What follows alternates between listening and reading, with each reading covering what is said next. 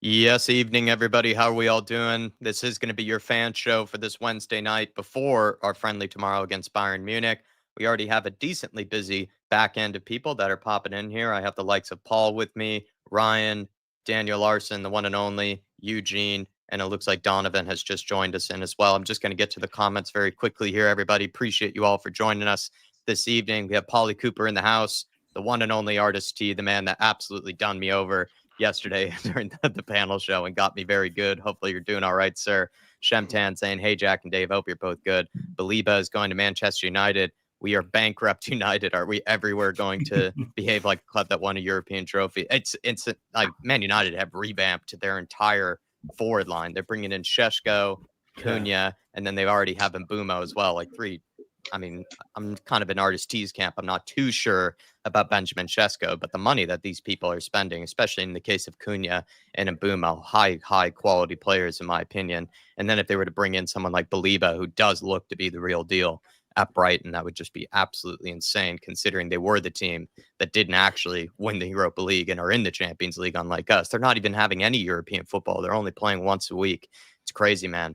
Razzle dazzle. Has anyone seen Daniel Levy's wallet? Last seen a week ago. If someone please send it to White Hart Lane. At one point, we were joking, has someone stolen Daniel Levy's wallet when we were spending money on the likes of Kudus and Morgan Gibbs White in the same week. But I think he found his credit card very, very quickly, Daniel Levy, and he canceled that transaction on Morgan Gibbs White and then hasn't done anything ever since. Jason Bell is saying, I find it amusing that Ben Davies is staying is part of the transfer crisis. Sonny leaving, Ben Davies staying. It's absolute nightmare scenario for me, Jason Bell, personally. I also found it very funny that apparently Sonny and Ben Davies were both deciding over their futures together. And it doesn't surprise me that Ben Davies was looking at his own future saying, maybe sitting on the bench, earning 80 grand a week just to sort of be the personality guy in the dressing room for another season. Doesn't surprise me that he wanted to stick around, to be honest, whereas Sonny has the aspirations of playing on a regular basis, being the focal point of a team and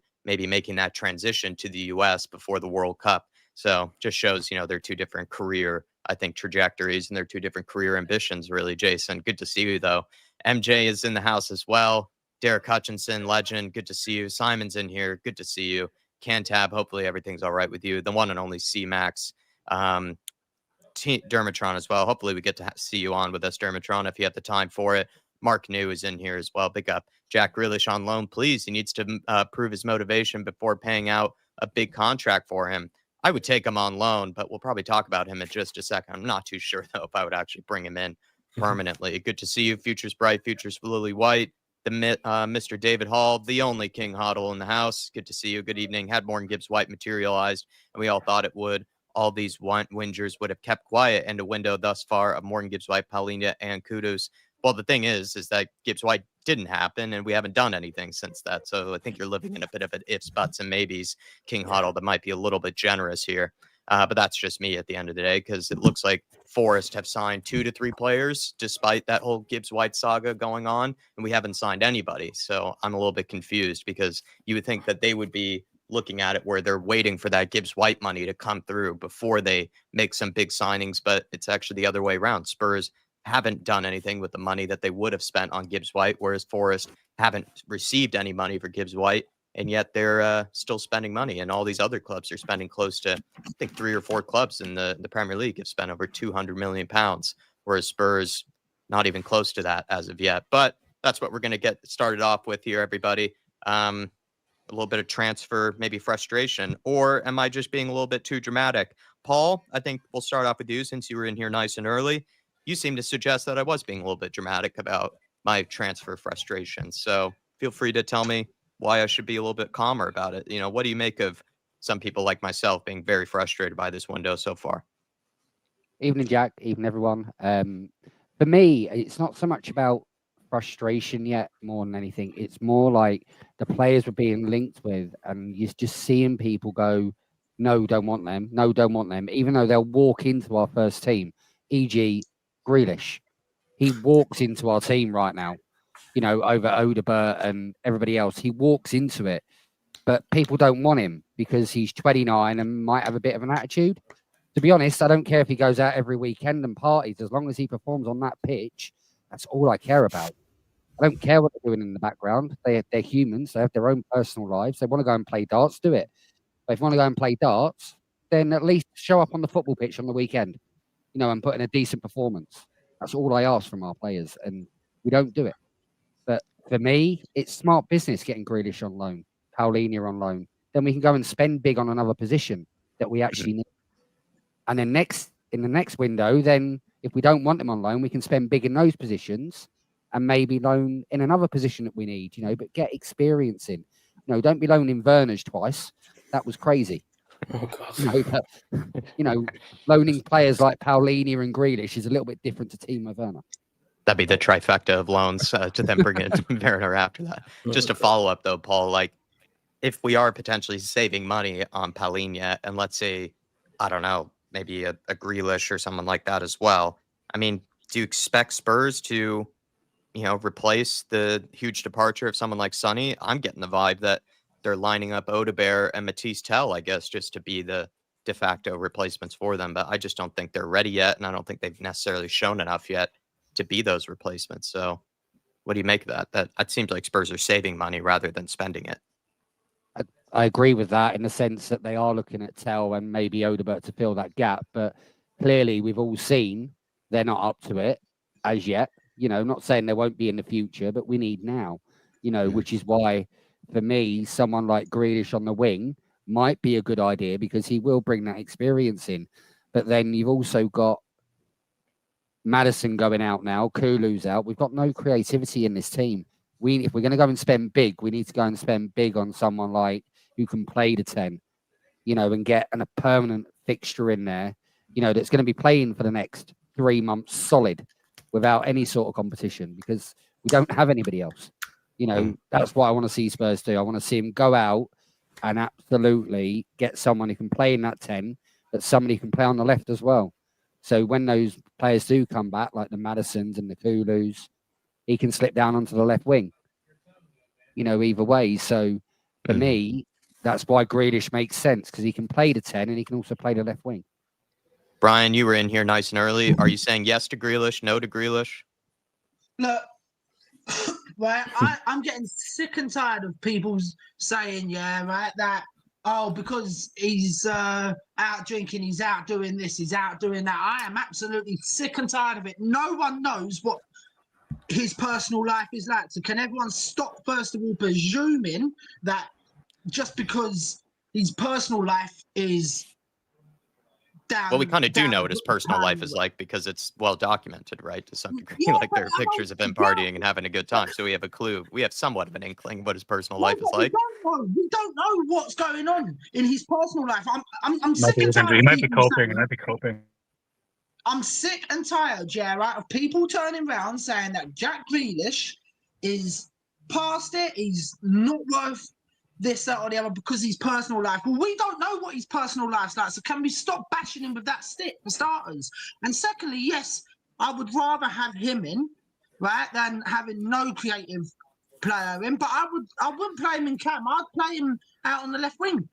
Definitely, I would have him out on the left wing, full stop. And people keep bashing him, saying that he's drinking too much. Or I don't care about that.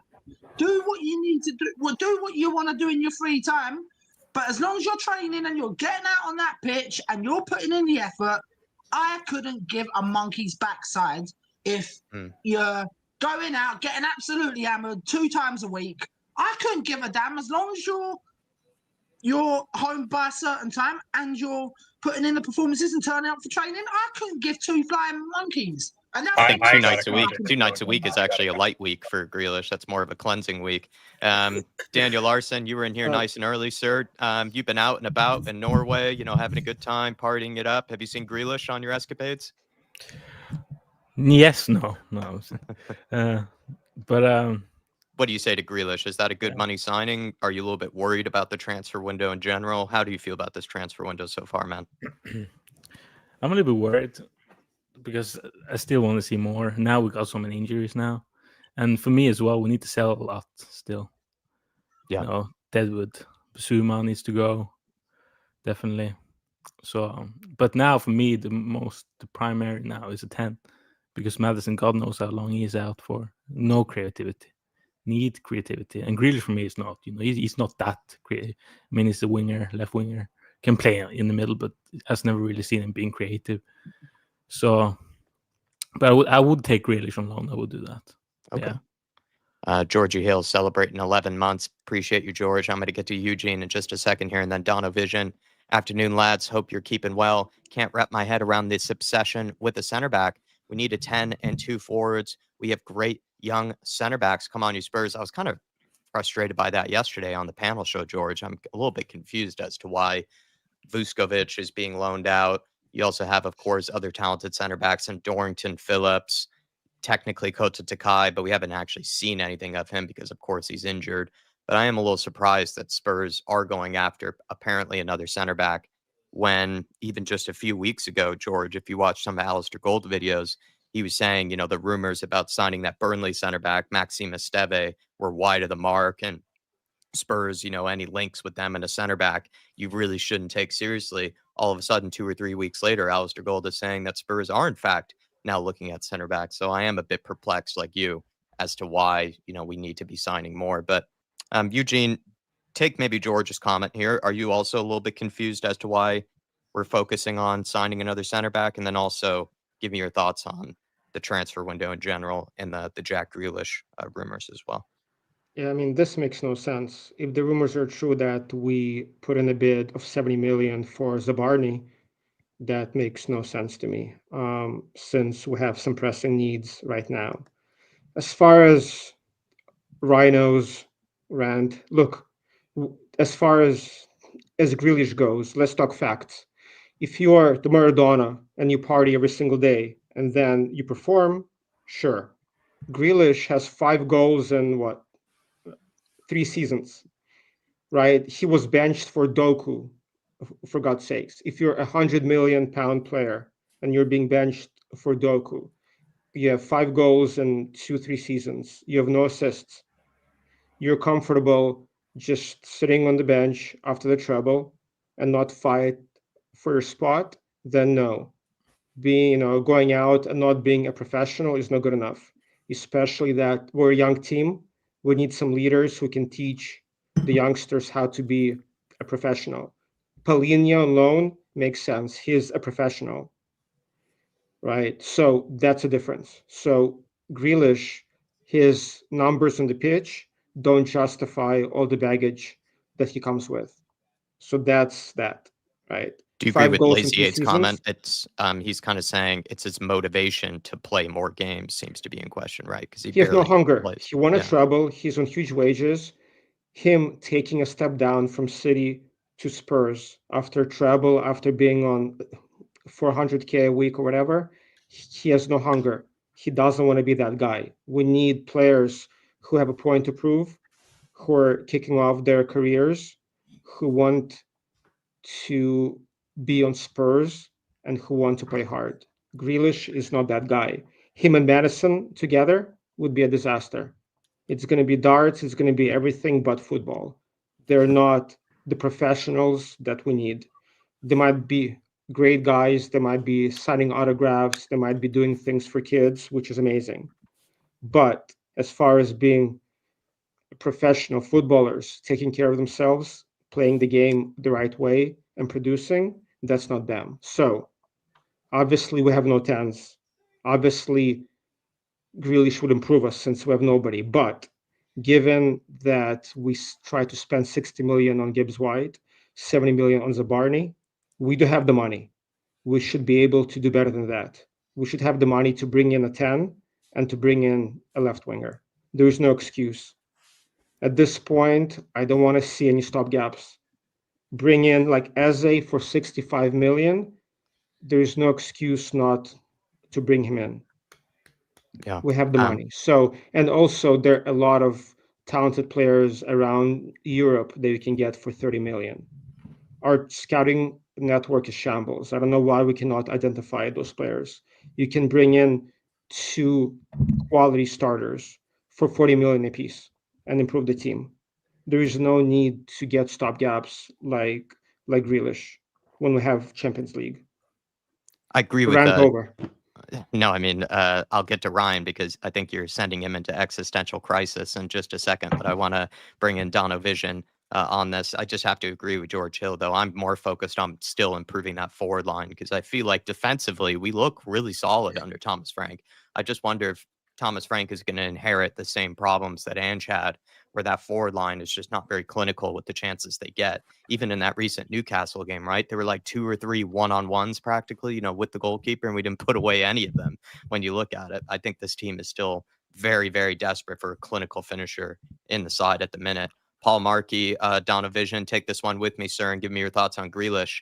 He was saying, what surprise when Numpty Johan Lange is responsible. Get him one and put Paratici in charge. Get Grealish and put Bergvall as the 10. He's a proven Premier League player. I think Johan Lange is doing a very similar thing to what he did last year, where he's just taking his sweet, sweet time over bringing in crucial signings. And then he ends up bringing them in almost too late, where the Premier League season has almost already started by the time that he's brought in these crucial signings. And he seems to also as well tend to maybe do the periphery signings, the signings for kind of the outside areas of the squad almost first, instead of getting the bigger ones done sooner rather than later. That's my take on things.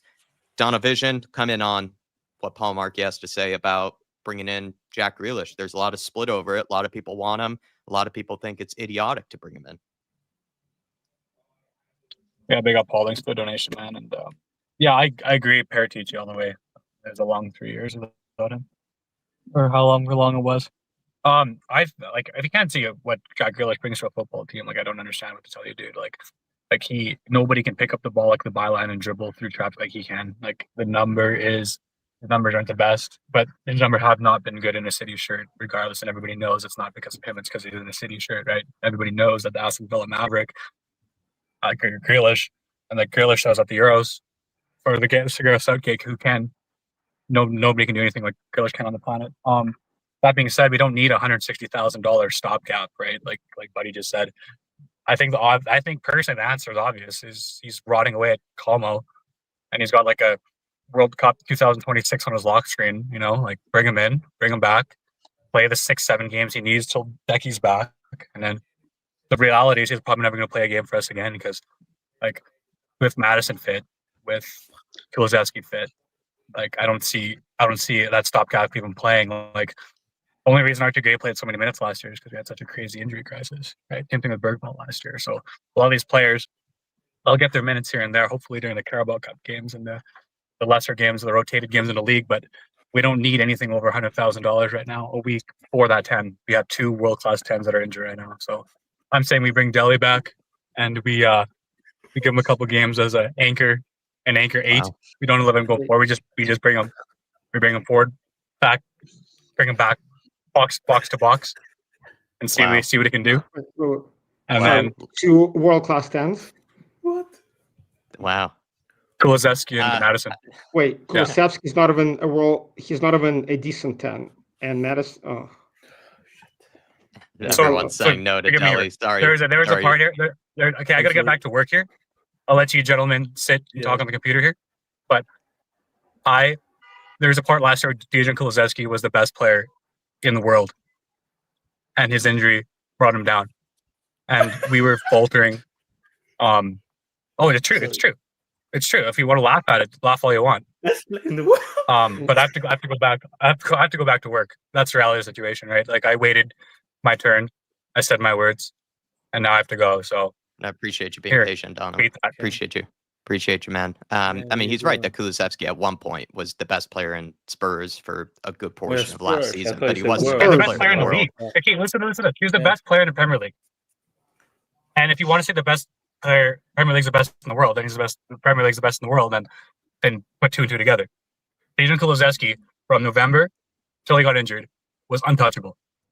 And the things he was doing with the football, I haven't seen since Modric in a Tottenham Hotspur jersey. And then, of course, like Tottenham Hotspur, Spursy, Romero goes down, Van de Ven goes down, Kulusevski goes down, Udogie goes down, Vicario goes down. Everybody knows what happens. We had Kinski playing in the North London Derby. So, hey, have a good day, gentlemen. Hey, thanks for coming on, Yeah. Donovan. I know Dave would be happy because he's a huge Kulusevski fan, but I think Donovan's displaced him there for being maybe the biggest Kulusevski fan now with that one. Daniel, I mean, you seem to be a little bit thrown I'm off. sorry, but I would say no to Delhi. And yeah. then, but I mean, it is kind of comical though to see Daniel like the split in the chat over Jack Grealish. There's so many people here that are saying I think he would fit in perfectly. Other people are saying, you'd be absolutely crazy to take Jack Grealish. I think Eugene is one of them.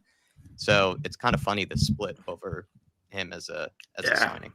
But that is our fan base really is very split. Always seems like, so it doesn't really surprise me there. But for me, he probably be our second best winger though when he comes in now. Second best. Kudus the best, and Grealish second. No. But no, you know where you said like it's £100,000 stopgap. To me, yes, he'll be playing in the 10, but when Kula and Maddison come back, he'll then drop into the left wing where we need him. So for me, he covers the two positions we need this season. If the plan is to develop Tel and Odeberg to play out on that left and to replace Son, maybe they can learn and sit behind him, when Maddison and Kulu come back. But he fills that number 10 role quite well until they do come back. And that's what, if we're not going to buy one, I'd rather see us go out and buy an Eze, who can play in that 10 and control it. But if we're going to go down that route, then Jack Grealish makes sense for me in the sense that he covers two positions we need that we're quite low in quality on. So, He could be similar to the Palhinha signing in the sense that Palhinha is only going to be here at, obviously one season, but let's say we signed him permanently, maybe only a couple more after that. And then you're allowing someone like an Archie Gray to develop and then eventually take over from him. The same could be said, if Grealish were to come in, you give Matisse Tel and Odeberg just another season to develop and learn from a more experienced player. But I agree with people like Lazy 8 from earlier saying it's his motivation that's to be put into question. This guy has, had plenty of opportunities to leave, plenty of opportunities. I mean, at one point, Pep Guardiola was in fact showing him the door and he didn't take it. He decided just to stick around and barely play at all. And I think that's also Eugene's point is that this guy, since winning the treble, has almost kind of mailed it in maybe a little bit, has kind of sort of checked out. On that point where he says not motivated, this year, I know it sounds crazy, but it's a World Cup year, and it's going to be his last World Cup if he gets selected. So having him for this year, might prove to be a blessing in disguise because he'll want to break into that England team. He'll want to be in that England team, go into that World Cup. Obviously, because how strong England is, they're likely to make it quite far in the tournament. So he'll want to be there because that's one medal he hasn't got is a World Cup. So that he has to play well to get into that World Cup squad. So it's a prime opportunity and it fills a position for us. And I think he would be motivated because he'll want to be in that squad. Paul Brown saying, as to Grealish, absolutely. Absolute nuisance to play against. Always on the ball. As Jose said, Spurs need a little bit of a nasty player in the team. So a no-brainer, in my opinion. Ryan, I mean, you were having an existential crisis with what Eugene was saying, about Jack Grealish. I'm a bit more in Eugene's camp. So convince me why Grealish is good because you have to accept that, right? The guy's had maybe plenty of moves available to him, but has never taken them. No, look, first of all, Jack, it wasn't an epileptic crisis or whatever you said. It was worse than that. It was me having a mental breakdown. That's how bad it was. Right? Look, I don't agree with anything that Eugene has said tonight. I just don't. And I can't because it's just his footballing opinions today have been absolutely ridiculous so far. Just because you're saying, well, he's going to be going out there playing darts. Come on. Who cares? No, but the point, Ryan, get to the point of why hasn't he ever taken the opportunity to play anywhere else? Why hasn't he taken the chance to leave when he has had chances to leave to go play regularly? I'll tell you why, Jack, right? It isn't because he's been content with the money that he's getting at Man City. I don't believe that for one little bit, right? Because like I think it's the clubs that they've tried to loan him out to can't afford to split the wages in half, where we can, and he will be more than willing and determined. And I agree with Paul with this. He'll be determined to get to that into this team. We can offer him the first team place. We'll be like, come over, Jack, right? Come on to us with an option to buy, right? In a year's time, and play well, get into the England team, and we go from there. And then once he's performed really well, because I think that's what he'll do, because he needs to be the main man in a team, right, Jacko? And he would be the main man in that team, right? And he will I don't even want to say he'll overperform. He will perform to he'll play to the best that he can, like he did when he went to Man City first of all, and he will be knocking in chances. He'll be setting up a load of chances, and he will be doing absolutely everything you would have seen him doing at Man City.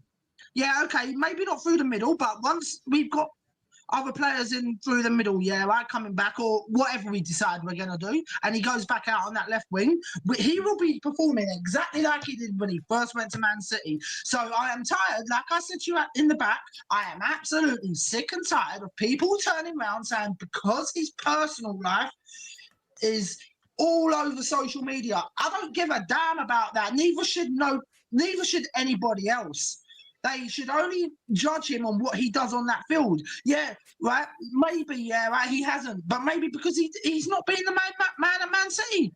And they probably tried to ship him out, but no one wants to match the loan wages or whatever it is, whatever you call it nowadays.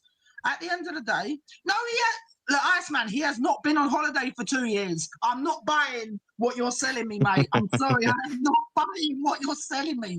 You could sell me this 1,000 times, mate. And his Instagram would suggest different. He is on a holiday plenty of times, Jack Grealish. But yeah, but that's what can you do when you've got injuries, right? You can be in the gym, Rhino. You can be in the gym, posting pictures of you working out. Yeah, exactly. He could spend his vacation money on a nice Equinox trainer. Paul Markey saying, "Wake up, guys! Matters is done. Second bad injury to that knee. Grealish motivated and given free reign would rip teams apart." I'm going to throw this back to Eugene. Just two things on this, Eugene. Matters, right? Picking up yet again another bad injury. You do have to feel for him. Are you maybe questioning that guy's ability to stay fit? But then also, Paul Markey is one of the people that really believes that Jack Grealish is a great signing for us. Look, Madison, unfortunately, I think he's done second injury to the same knee. It's ACL. I feel like that knee, I think once he gets fit, we got to sell him if anybody wants him. We just cannot rely on a player with a bad knee who wasn't even staying fit before those injuries. So Matters is not the answer, unfortunately. With Grealish, again, Rhino, I'm all for bringing in players with baggage, but show me the stats. He has no goals. He has no assists. He was benched for Doku, of all people, who's a spicy Traore. So again, if he has baggage, that's fine. No, if he scores double-digit goals, if he has double-digit assists, I will look past everything else. But he produces. He's miniature Traore. No, I mean, he produces. Grealish has no output. So, and then also, just last thing, saying that he'll play for us because he wants to make the England team. That's not the reason why I want the players to be on the Spurs. I want the players to play for us who want to play for us, not because they have some ulterior motives to make, England squad or something else.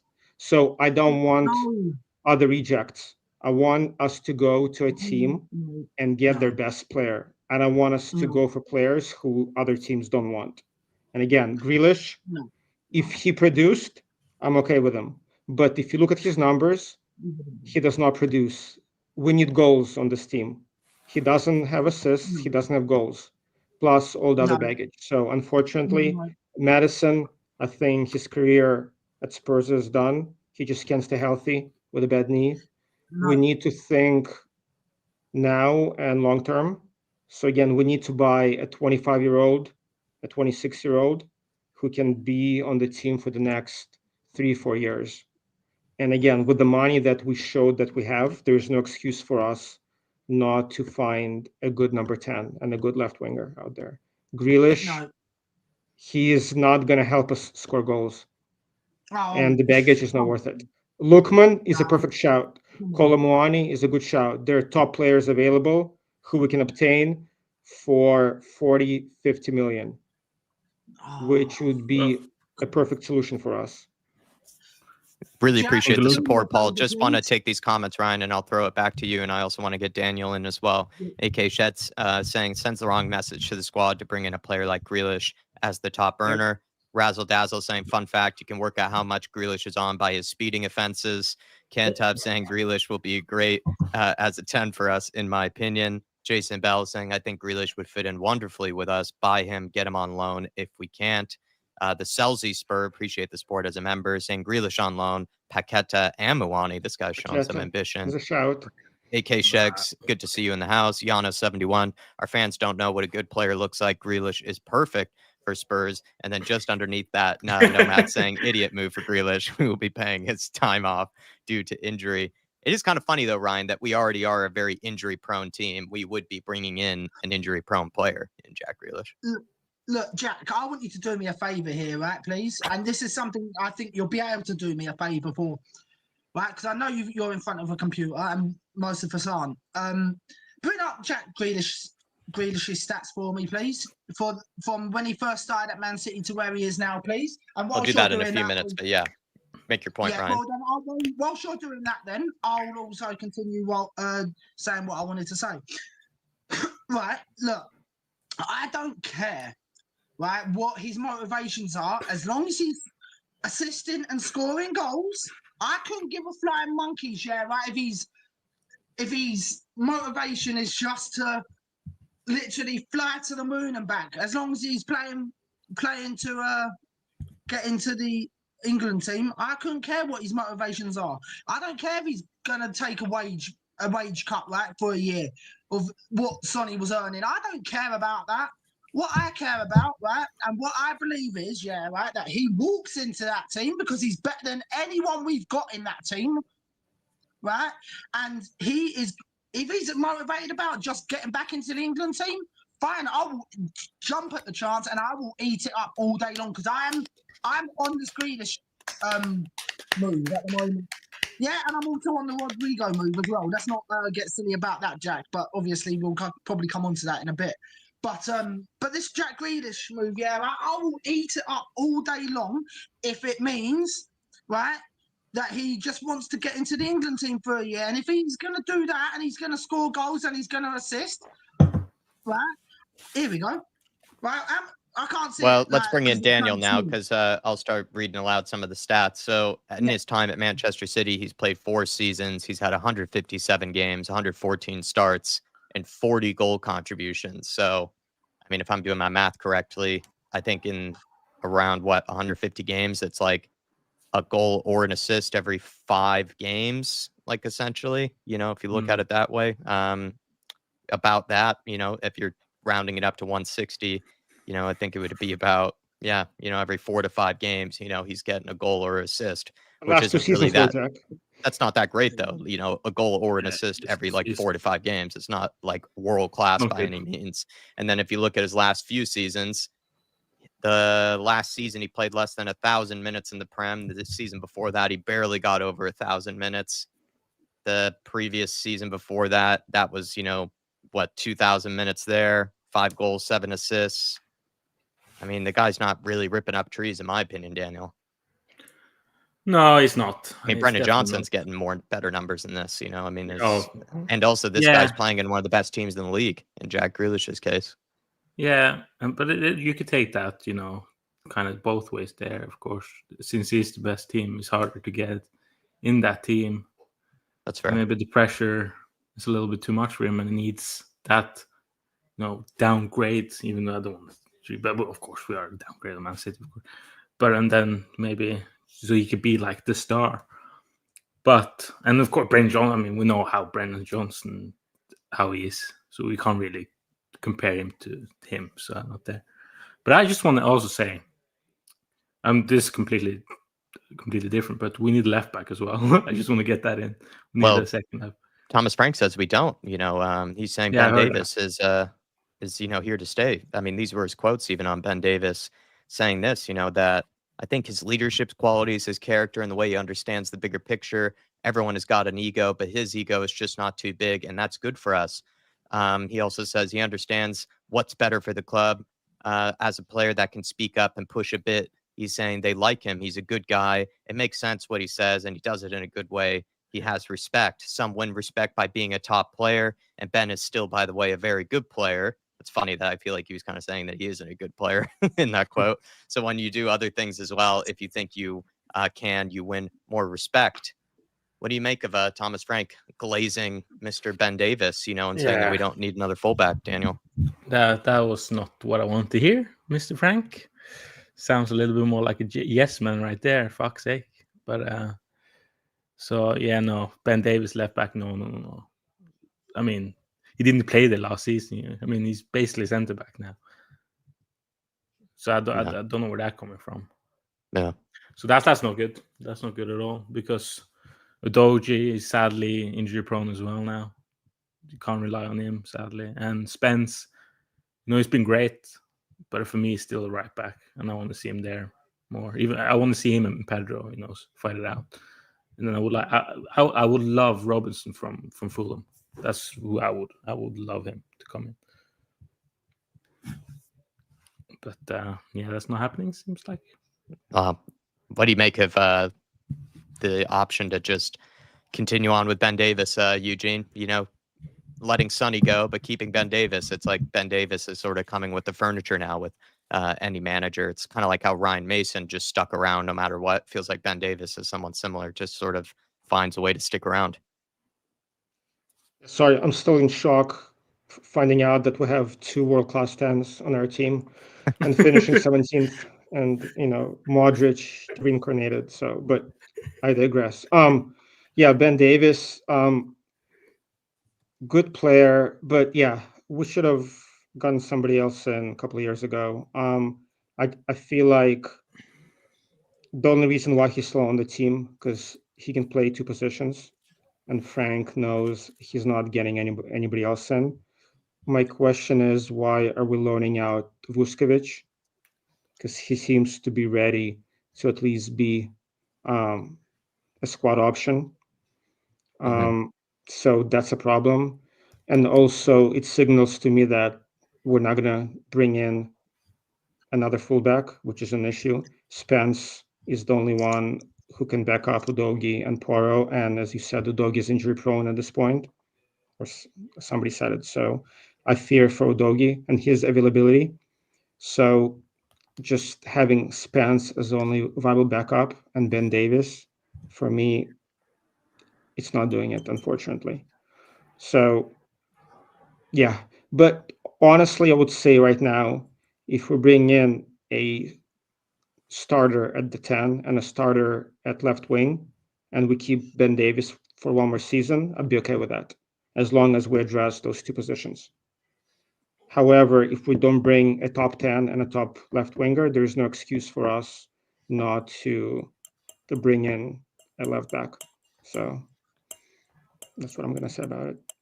I'm just a little perplexed by it because Destiny Udogie, right, went into last season, barely in time, to be able to play. He had no preseason. He had an injury.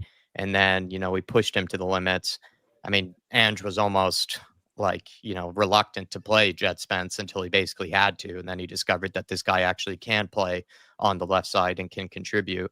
And now we're going to be probably going into this season playing Jet Spence and Pedro Porro as our, very solid fullback options. But then who's to replace, Pedro Porro if he needs a rest? Archie Gray at fullback? I'm not too confident about that. Who then fills in for the likes of Jet Spence on the left, if he needs a rest? Ben Davis, Mickey Van de Ven. Like, I'm just not too confident by those options. I know Mickey Van de Ven can do a job, but it feels like you would rather have him, not being pushed himself, because we know how injury prone he is.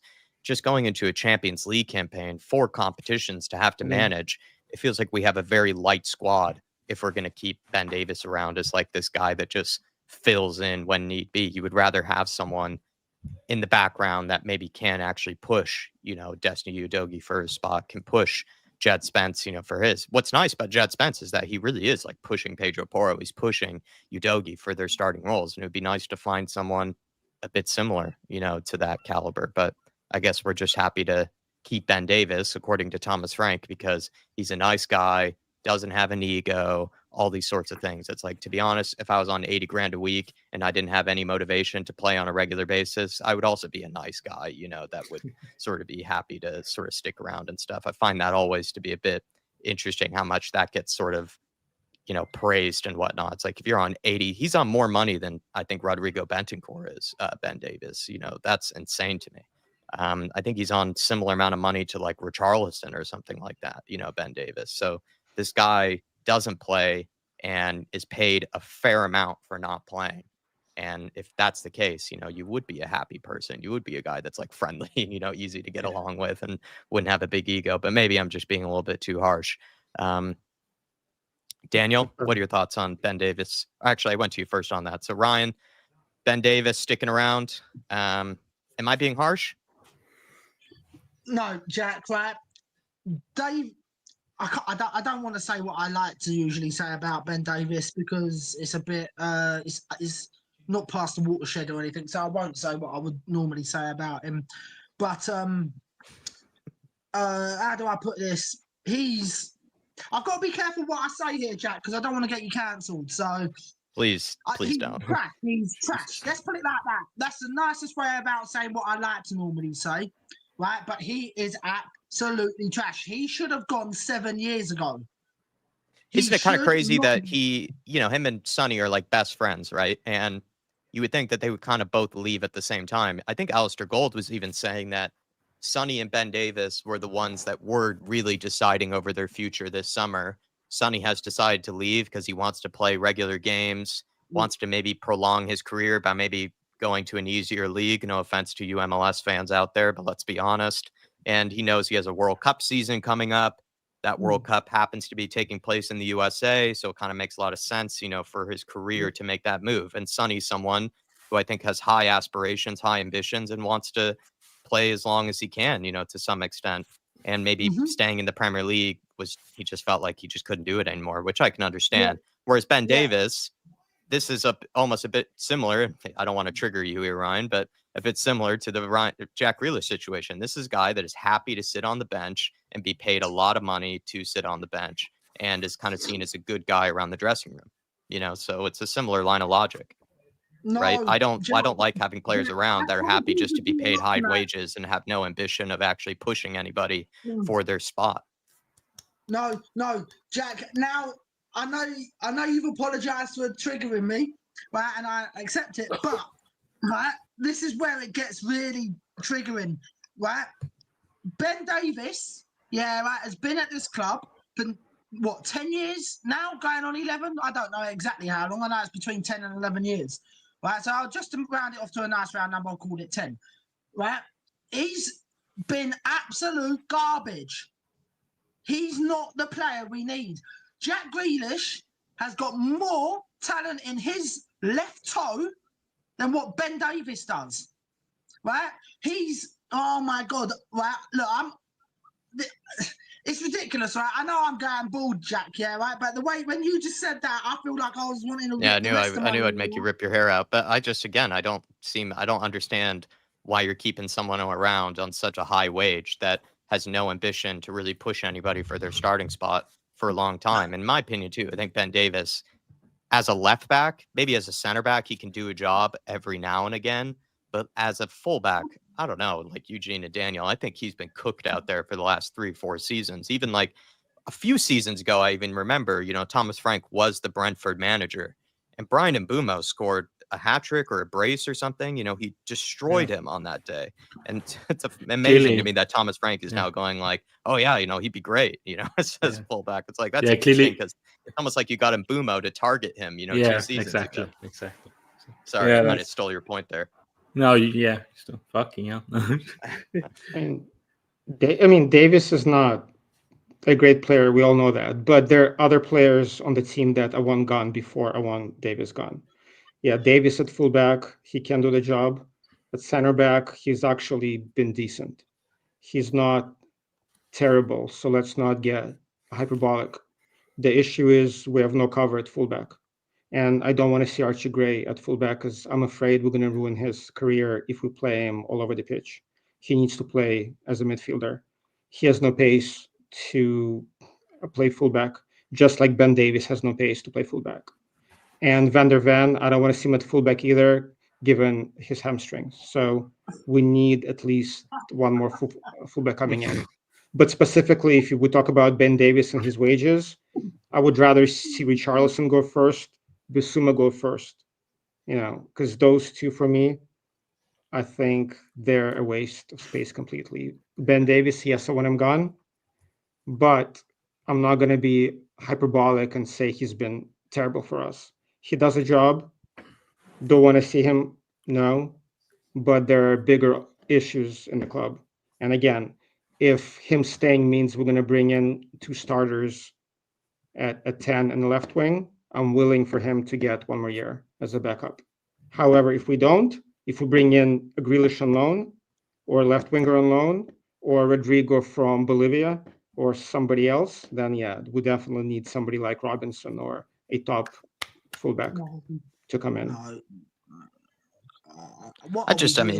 Ben Davis is I just can't not. He just reminds me of the Davinson Sanchez, Eric Dyer days where they're being praised for being like loyal servants to Spurs. But in my opinion, they were just guys that were happy to be here because I think they were playing at a much higher level than they actually are, capable of. They're being kept around at a club that probably should be looking to have better players than them, but they found a way to stick around. And when we give Ben Davis this sort of loyalty credit, it's like, well, he's being loyal because he knows that Spurs is the best he'll ever do. Like, his level is really, I hate to say it, it's like Swansea or Wrexham, in my opinion. Like, that's his level. And so if you were on 80 grand a week at a club like Spurs, I would be the most loyal man on the planet. It'd be like if I was dating Margot Robbie or something like that. I'd be the most loyal man out there. I would never do anything, to lose that that role. So that's just the way it's two ways to look at it. Some people will see it as loyalty because he's just happy to be here. I look at it as if you're earning 80 grand a week, you're not actually really good enough to be pushing the actual starters for their starting position. Why would you mess that up? Why would you fuck that up? You would do everything in your power to stay there at that club for as long as you can, especially if you don't care that much about playing on a regular basis. And that's the other thing, is that there are players that do want to play regular football, even if it means being paid less money, even if it means not being in the best league or one of the best teams in the world. Some players just want to play game in, game out. Look at Højbjerg, for an example. He was willing to go to a club like Marseille in League One, right? He just wanted to play regular football no matter what. Højbjerg would be like a Ben Davis. He'd probably be playing backup to Bentancur, would be playing backup to maybe some other players in the team, but he decided to go to Marseille because that meant he would play game in, game out, and would be given that confidence by a manager. Ben Davis has never made a move like that, to play regular football. But that's fine. It's just whatever you want to do. It's just, I find being given the loyalty tag, I think, is a bit generous, because if you were in his position, where in my opinion, you're not actually Spurs quality, you would do everything in your power to stick around as long as you can. But that's just me. And I know it sounds incredibly harsh. It's just my lens of looking at it. No, you're correct. You're 1,000% right. But the thing is, Ben Davis is not going to make or break our season, right? He's just there picking up the paycheck. But, we have other much bigger issues at hand that we need to address. Actually, I think Tyler in the comments make good points. Any club ever tried to actually sign Davies? It's probably because he never wanted to leave, right? He's never been pushed out, right? And then he, again, has this sort of tag of being a nice guy, and everything like that. And so then the club isn't really that desperate to push him out or anything like that, because he's just sort of someone that they can keep around for many reasons, that he's nice, loyal, to the club, all these things. Like, it's not a bad tenant, is maybe a way to look at it. He's a good person that sort of just hangs around, really. And especially during that period where I felt like Spurs were showing no ambition, right? Under Antonio Conte, we signed Clement Longley as the only center back to compete with Davinson Sanchez and Eric Dyer and Ben Davies. That was the only person we signed. There was a very strong period there where we were showing no ambition and signing actual guys that could compete for that first team, that could actually step in ahead of, the established guys in the team. And I think, Ben Davies has almost been a recipient of that maybe period of stagnation under Spurs where we weren't really showing a whole lot of ambition. And we're just happy to keep with what we had. And we kind of just kept changing manager over and over and over again and just sort of expected the next manager to get a tune out of those same players of Davinson Sanchez, Dyer, and Davis. And even Thomas Frank with those quotes, a lot of people are calling Thomas Frank a yes man. But Conte would say the same thing. Conte, I think, also had high praise for Ben Davis, had high praise for players like Eric Dyer. I think it's just a culture at Spurs where there are a few people that stick around, and then there's no benefit in, throwing them under the bus, telling them that they're bad or telling them that they're not good enough. You almost have to praise them. You have to sort of glaze them so that maybe you can, give, every chance of them actually playing well under you, and also so that they don't kick up a fuss or anything like that. Because we also know that Ben Davis got Nuno sacked, right? When Nuno tried to push Ben Davis out the door, he complained to Daniel Levy. So again, I don't know. It's just my feeling. Yeah. And also that's funny when people give Ben Davis the loyalty tag, the same guy that then tried to push his own manager out the club, and Nuno Espirito Santo. So interesting that he's been given the loyalty, good servant tag when he tried to push his own manager out the door. But that's just me. I have a very, very biased and strong opinion on it. And Ben Davis is like a mob boss. Everybody's afraid of him because they saw what happened to Nuno. So they're like, we cannot mess with Ben Davis or he'll get us sacked. So I think we can move on though from the Ben Davis, from here. Of course, I got my own little rant out on it. Can I just say one more thing and get my final rant out on Ben Davis quickly before we just move on? Yeah, go ahead. Just look, right. First of all, right, if anyone is like, I'm not saying specific people, but Eugene, right, this is more towards you than anyone else. You're saying if we get a left back, a decent 10 and a decent left back, that you will be more than prepared to keep Davis for another season. Well, do you know what, right? Fine. If that's how you want it, then fine. You got the club you deserve, mate. I'm sorry. I'm not saying that I want him right now. I'm saying, well, if we only have so much money that we can spend, we have an emergency in two positions. We cannot score goals. So we've had to pick and choose which positions to spend money on. I would rather spend money on two starters that we need right now rather than a squad option at center back, because we cannot do everything at the same time. Well, okay, so then why don't we get all three in then? Get all three in. The left back, sure. the 10 and the left wing. I agree. Let's do it. But I know we won't. That's not what we do. We don't have enough money to address every single position. So that's what I'm saying. Let's go to maybe the squad size. This is what Thomas Frank had to say about the squad size. He says, I think that's difficult. I think that there's no doubt that I want, how can I say this, a big enough, but also a small enough squad. You know what I mean? He says it needs to be big enough and robust enough to compete in all four tournaments, but that's extremely important. And I can't have too many players, though. It's just so difficult to keep everyone in the team happy. It is almost impossible. And then we also want to see if we can add enough in quality. But again, we don't want to sign players we don't think can really improve the squad.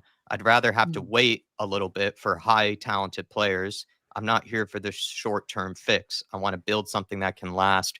We need to think about the longer term. But of course, we need to compete now. That's my thought process. What do you make of those quotes? Eugene, I'll go back to you on this one of him saying small enough but big enough squad. If we are to sign players, they have to be players that are actually, of high enough quality that can step into the first team. So do you kind of agree with him, or are you a little bit worried by those quotes? I agree. So he agrees with me about Jack Grealish, no stopgaps, right? He wants to build a squad for now and for the future. Do you think he makes Paulinho's sense. a stopgap or no, or is that unfair? What's that? Is Paulinho a stopgap signing? Pauline, he's a stopgap signing. Like, we have so many gaps that we're not going to buy 5 different starters at this point, right? That's not what we do. So Palhinha is a stopgap, but loan with an option to buy for a player who was proven in the Prem, it's worth a punt. We haven't had a true 6 since Wanyama. So he's going to help us against certain teams in certain setups. As far as what he said, I mean, our squad is bloated, right? We need to get a few players out. So the fear is we cannot bring anybody in because we cannot sell Bissouma, we cannot sell Richarlison. I think we need to be more ruthless with those players. We need to say, hey, Bissouma, you're not going to play. I'm sorry. If you don't want to go to a different team, if you're not going to play. And sell him to West Ham, sell him to Turkey, to Saudi. Same thing with Richie. I feel like we're being too nice with players. We have to be ruthless. So if Frank wants a trimmed down squad, that makes sense. The question is, he didn't give me any specifics, right? He speaks in generalities, but what he means exactly, it's tough to gauge. I can only go by experience from seeing what happened under Enge, right? The team was not deep enough. And with a couple of injuries, we were in trouble. So if we get 2 outgoings and get 2 incomings in, okay. But again, it's not clear exactly what Frank wants. Daniel, what do you make of him wanting potentially a bit of a smaller squad? Yeah, I can understand it definitely. It's better to what's it called? Organize. That's the wrong. Yeah, and get rid of deadwood. But of course, there's players you don't want. Of course, this definitely is. He's kind of saying it's hard to keep everyone happy, and that's kind of the, if you have a really big squad, then, there are going to be people upset. Whereas if you have a smaller squad, then you have your solid core of players that you are confident in playing, on a regular basis. But if your squad's too big, then, you're going to leave some people unhappy. He's got a point there. As well. Yeah. But get, the right players that can just, because again, the Smith, we need to rotate all the time. That's, we don't really. Players want to play, so just get the right players in and keep the right players. Ryan, you were shaking your head earlier before I let Eugene go. You were shaking your head earlier at pretty much everything Eugene was saying. I'm not sure why. I thought Eugene was making some fair points, but no, you're shaking your head. Do you know what? There's parts I do agree with him with, and that's a shock to everybody. I actually partly agree with Eugene for once. Where he said that we need to be ruthless, yes. The bit I don't agree with, right, is the bit where he says we need to sell because we got a bloated squad. Well, it doesn't make sense, right? And I can't believe I'm even partly agreeing with Eugene because tonight his footballing opinions have not been making any sense. No offense, Eugene, but that's just my opinion. And that's not me attacking you, mate. That's your football opinions, and I'm attacking them, not you. But anyway, right, look, your football opinions tonight have not made no sense. And this is what annoys me. But like I said, I do partly agree with you when it comes down to we need to be more ruthless.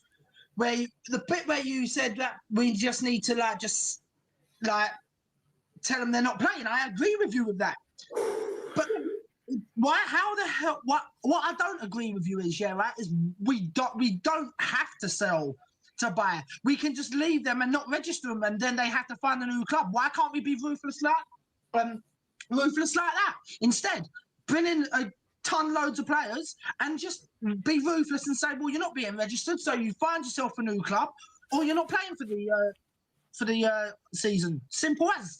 That's the way that I look at it. But to be honest, the only bit, like I said, I'm even surprised I've even agreed with Eugene on partly anything tonight.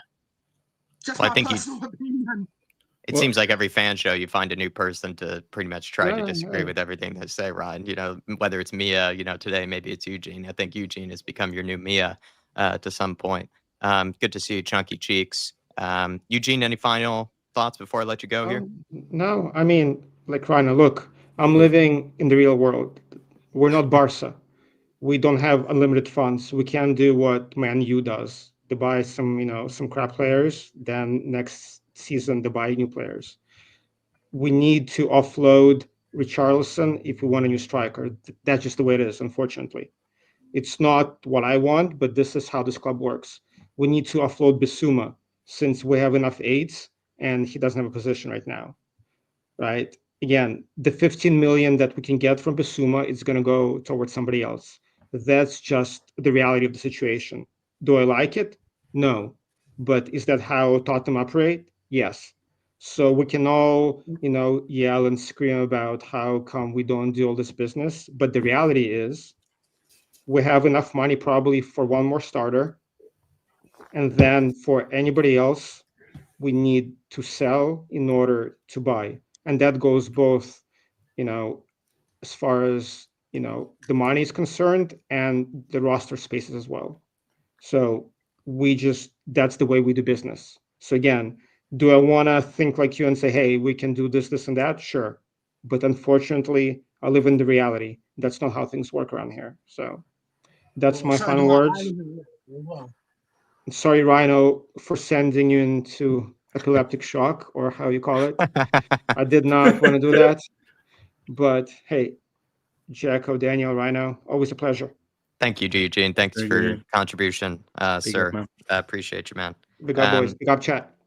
I think Hit the we'll get likes. to big up to the chat as well. Thank you guys it's been very, very active, and I appreciate the support and Yeah. all the comments and the reactions so far, everybody. I think we'll go to maybe one of the final topics of the evening, since we only have about 2 people left here. Kind of on some maybe two-parter here on this kind of sort of final topic. There's loads I could talk about Tottenham, so it's fine. Let's go for another Sorry, hour, Ryan. mate. I was in the middle of speaking there. Oh. Spurs need to sign a replacement for Sonny. We kind of spoke about Jack Grealish as being one of them. Do we think Odegaard and Matisse Tell, though, are going to be lined up as potentially the replacements for them? Daniel, I'll go to you on this. Do you think Matisse Tell and Odegaard potentially are going to be lined up as the Sonny replacements for the future? And maybe Does even look for like this season?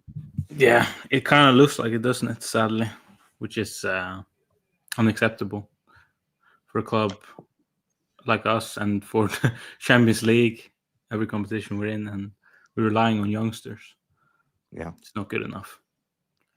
And then, go ahead. Sorry, I cut across you. If we are interested in Grealish, then I think he is probably what will look like to be some replacement. I also think though maybe Kudus could have been, but I know he plays on a different position, but I feel like that was kind of something in the line as well, which is also not good enough because, he should play on the right wing but I just have a feeling that we're not going to get like a real Sonny replacement that can do what he does.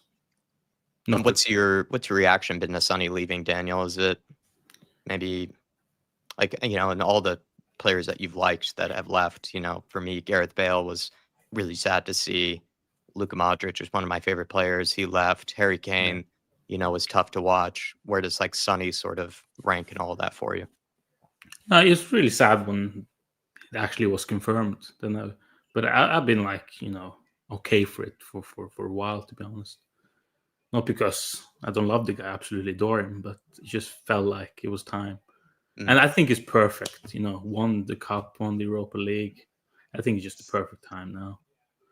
And but of course there is that sadness, of course, because I adore him. I know a lot of people actually share that opinion with you, that they've been kind of wrapping their heads around it for a few seasons now, that eventually, he was going to be out of here, and maybe it didn't come, as a big surprise that it actually happened, this summer. So as sad as it is, a lot of people maybe felt like it actually was the right time. I would have kept him personally for another season at least, but I know that's a very common opinion with what you just said there, that maybe this is the right time for it to actually happen. Let's put that same question to you, Ryan. Do you think it was the right time for Sonny to go? I think you did want to sell him this summer. No, I wanted him gone 3 years ago, Jack. And that's not trying to be harsh on him, right? No, I know you're gonna laugh. I know you're gonna laugh. And I know that I'm probably gonna get absolutely done in the chat now. And you know what? Please bring it on, because I couldn't give a damn what. If you want to attack my footballing opinions, that's fine. Look, at the end of the day, right? Like I said to you, Jack, yeah, right, on so many occasions, I've said this to you and Davo, right? That he should have gone 3 years ago. Am I sad to see him go? Yeah, but it should have happened 3 years. It's happened 3 years too late, to be honest. Am I grateful for everything he's done for the club? Of course. I actually would put him into the status of being an absolute legend. Normally I'd put the F word in front of it, but I won't, because it's obviously before the watershed, so I won't. But yeah, and he's an absolute legend, and there wouldn't be anything I would love to see more than him actually having a statue put in front of the stadium. But I don't think that'll happen now until after Levy's gone and we get some new owners in. Then, pardon me. Then do I think that things will start changing? Well, yeah, of course they will. Everything will start changing. Hopefully, right, that we'll get statues of Bill Nixon, likes of Gascoigne, and players like that. Look, do I agree with a lot of things that Levy's done in the past, as well as like keeping hold of someone for 3 years? Too long? No, I don't. Should he have gone when Liverpool put in that 70-odd million bid? Yeah, I do. I think he should have gone then, because he was on the down from that season onwards. And unfortunately, we didn't get rid of him. And people, if he had stayed any longer, the fans would have turned on him. Not because they would have wanted to have turned on him, it would have been because he would have ended up being a Hugo Lloris. Like exactly what happened with Hugo. And I think there'll be a statue of Hugo once the dust has eventually settled like fully with Hugo, because I think that in the long term, Hugo, he's another one that deserves to have a statue. Yeah, he didn't win nothing, but I personally think he deserves a statue, because he was, in my eyes, he was a club legend. Do I want a statue of Ange? No, never. I don't even class him as a legend. Do I want a statue of Thomas the Frank Engine? Hell yes. Give my manager Already? Give my manager a statue already. Give my manager a statue. He's my manager. Oh my gosh. Okay. I think it'd be actually having a statue of Harry Kane and Son sort of together, like arm in arm, kind of one of those images. That actually almost seems right. It's, in my opinion, the greatest duo in Premier League history that I've ever seen, and the greatest duo easily that I'm confident, and it's sad to say this, but like, I'm pretty confident that will be the best duo I will ever see in my Spurs fan lifetime. Those two together. It just can't get better than those two. I actually watched back last night a really long Sonny compilation and then a really long Harry Kane compilation. It's just the chemistry those two had with each other is just on a different level. And the other thing that you sort of remind yourself with was like, just Harry Kane, right? He would play those passes in behind or those big switches of play, or he would find Sonny in these areas, and just how devastating they both were. Like just their ability to finish like really difficult chances and just be absolutely ruthless. It's taken so long, for us. I don't think we haven't replaced that. Maybe that's part of the issue right now at Spurs, is that we're watching guys be given, one-on-ones, in the preseason, and they're not even putting those away. Like we're seeing Richarlison miss that chance against Newcastle. Matisse Tell missed that chance. I think there was another one that I'm trying to think of that we might have missed as well. And back in the day, like you gave Harry Kane and Sonny like less than even a quarter of a chance, like, something that most people wouldn't even think could manifest in a goal, and somehow they would. The touch would be perfect, the decision would be perfect, the timing of the pass, the curl on the finish. Those guys are just, the best that I think I will ever see in Yeah. Tottenham. I The sort only of think thing of is, them. though, I kind of think of them together really more than I think of them as individuals for some strange reason, just because it really was the prime of a sort of a Spurs time, really.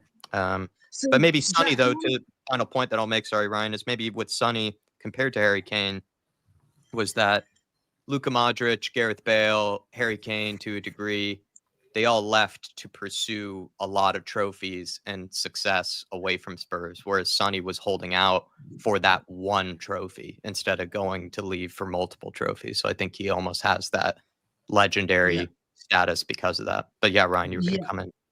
Yeah, and I'm probably going to get slaughtered again here for saying this, right? Would I want a statue of Harry Kane? And is he a club legend? No. Not because he hasn't done well, not because he's done anything wrong. He's just not a club legend because he wanted to go to Bayern Munich. Now, was that the right thing for him to do?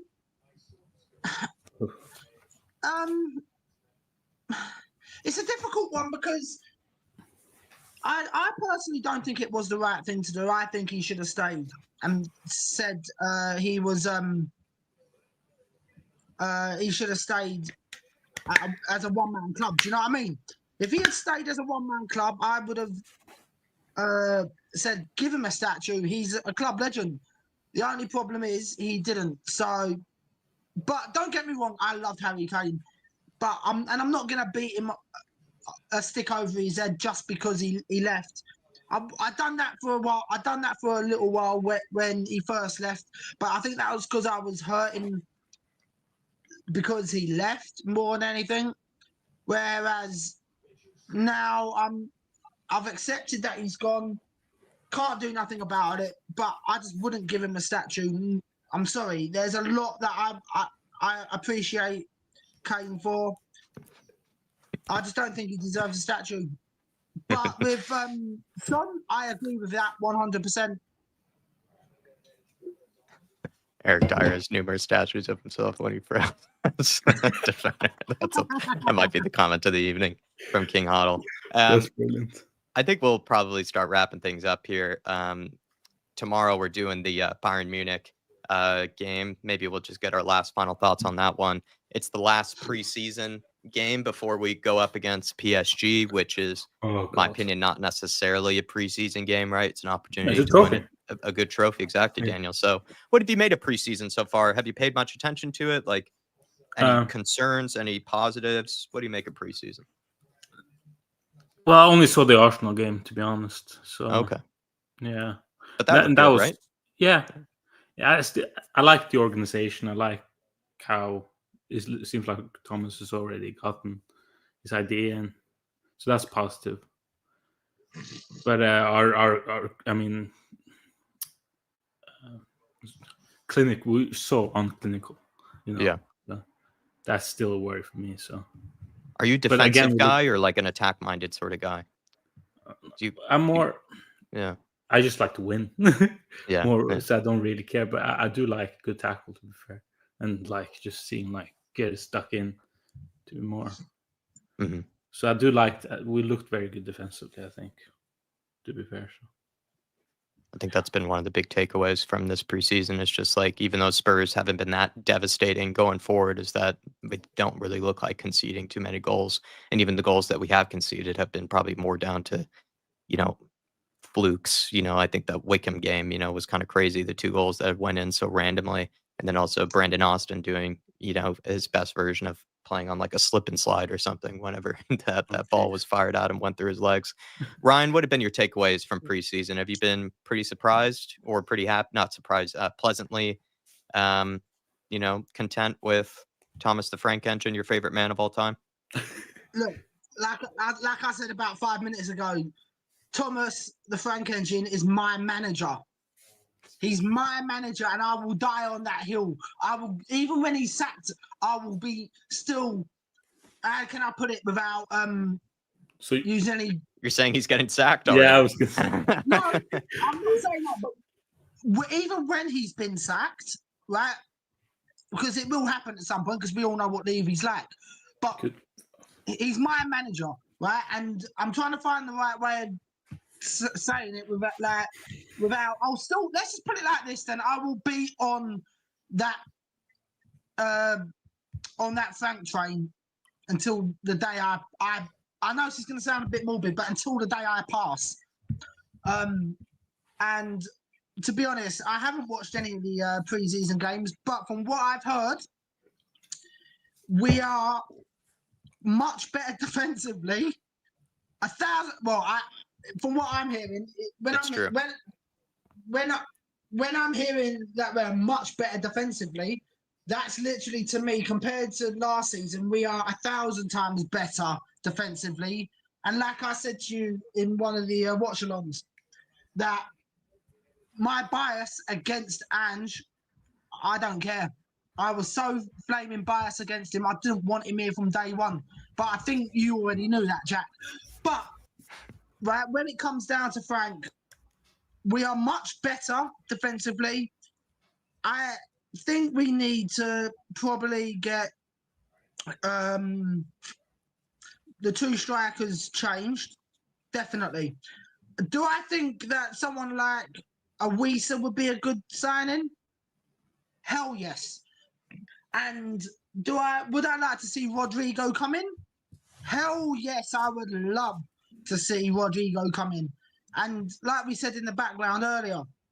Well, yeah, we touched on transfers though earlier, so it's just kind of about preseason. It seems like you're pretty happy with the defensive organization. I just think we need to strengthen an attack, but honestly, we're not playing, from what I'm hearing, we don't play that silly two inverted overlapping fullbacks. Thank God for that. If there was ever a footballing God, I was praying to him, I tell you, to get rid of Ange and stop playing the inverted fullbacks.